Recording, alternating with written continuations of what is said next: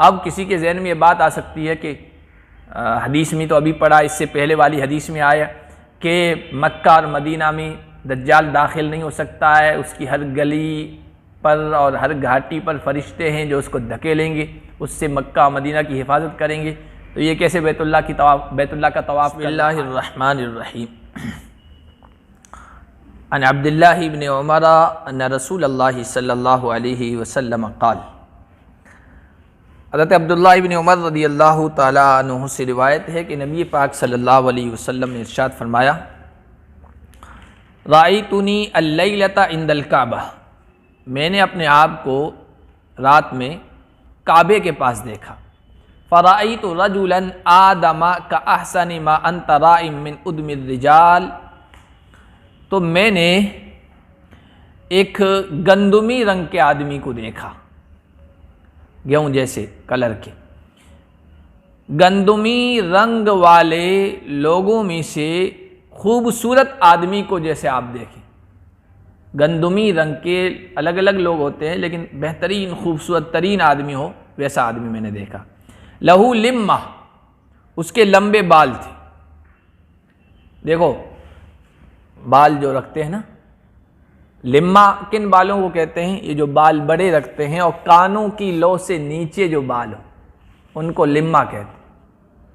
लिम्मा, जुम्मा, वफरा, बाल नबी पाक सल्लल्लाहु अलैहि वसल्लम के जो थे वो 3 तरह के थे। सहाबा ने जिस तरह उनको देखा है उनको बयान किया हदीस में। तो एक लिम्मा है, एक जुम्मा है, एक वफरा है। जो बाल कानों की लो से थोड़े नीचे हो, उनसे मुतजाविज़ हो, उसको लिम्मा कहते हैं। और जो बाल कानों की लो और ये जो कंधे हैं इनके बीच बीच में हो वो जुम्मा है, वफरा है, फिर कंधों तक लग जाए। अब बाल बढ़ जाते थे, कंधों तक लग जाते थे। जिस सहाबी ने उस हालत में नबी पाक सल्लल्लाहु अलैहि वसल्लम के बालों को देखा, उन्होंने कहा हुजूर के बाल तो कंधों तक थे। फिर हुजूर सल्लल्लाहु अलैहि वसल्लम ने कटवा लिए बाल, तो आमतौर पर यहाँ तक कटवाते थे ये। तो जिसने उस हालत में देखा उसने कहा हुजूर के बाल ही कानों की लो को लगते हुए थे और वो बढ़ जाते थे या बीच तक पहुँचते थे। जिसने उस हालत में देखा उसने कहा कि हुजूर के तो बाल ऐसे थे। तो ये 3 तरह के बालों के लिए अल्फाज आए, लिम्मा, जुम्मा, वफरा। काहसनी मा अंतरा इमिनल लिमम, लंबे बाल वाले खूबसूरत तरीन आदमी को जैसे तुम देखो। किसी आदमी, हर आदमी को ये जो बाल होते हैं ना, ये अच्छे नहीं लगते। बालों वाले तो बहुत सारे लोग होंगे बड़े बड़े रखे हुए हैं, लेकिन अच्छे नहीं लग रहे। किसी आदमी ने रखे हैं तो इंतहाई उस पर जचते हैं कि हाँ इसके जो ये बाल हैं ये जच रहे हैं। तो ऐसे आदमी को मैंने देखा, कलर भी बहुत उम्दा था और उसके बाल भी जच रहे थे। कद रज्जलहा, उसको कंघी कर रखी थी, ऐसा कहते अभी ताज़ा ताज़ा कंघी करके आए। फ़यतक़तुर माअन, उसमें से कतरे टपक रही थी। मुत्तकियन अला अवातिक़ि रजुलैनि, 2 आदमियों के कंधों का सहारा लिए हुए, इधर भी एक आदमी किधर भी आदमी, सहारा लिए हुए आ रहे। यतूफ़ु बिल बैत, बैतुल्लाह का तवाफ़ कर रहा है। फ़सअलतु मन हाज़ा, मैंने पूछा ये कौन है? तो उन्होंने कहा हाज़ल मसीह इब्न मरियम, ये ईसा मसीह। क़ाल सुम्मा इज़ा अना बिरजुलिन जअदिन क़ततिन, फिर मैं क्या देखता हूँ कि एक आदमी है घुंघरियाले, सख्त घुंघरियाले बाल वाला। जाद कहते हैं घुंघरियाले बाल और क़तत कहते हैं इंतहाई घुंघरियाले बाल। जैसे हबशियों के होते हैं, अफ्रीकी लोगों के होते हैं, है ना, वेस्ट इंडीज़ वालों के खिलाड़ियों के, या इस तरह के जो बाल होते हैं घुंघरियाले।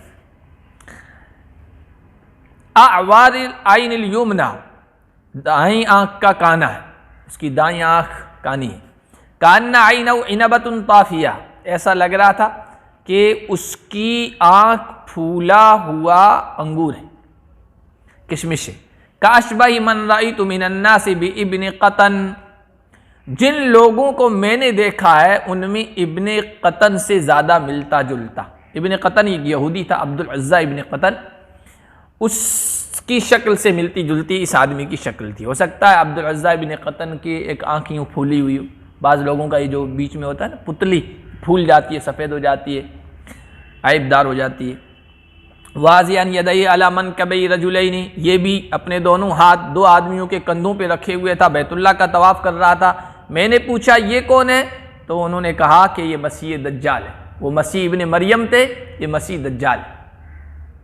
दोनों के मसीह क्यों कहा गया, ईसा को भी मसीह, दज्जाल को भी मसीह, उसकी वजह मैंने शुरू में जो हदीस आई वहाँ बता दी। अब किसी के जहन में ये बात आ सकती है कि हदीस में तो अभी पढ़ा, इससे पहले वाली हदीस में आया कि मक्का और मदीना में दज्जाल दाखिल नहीं हो सकता है, उसकी हर गली पर और हर घाटी पर फरिश्ते हैं जो उसको धकेलेंगे, उससे मक्का और मदीना की हिफाजत करेंगे।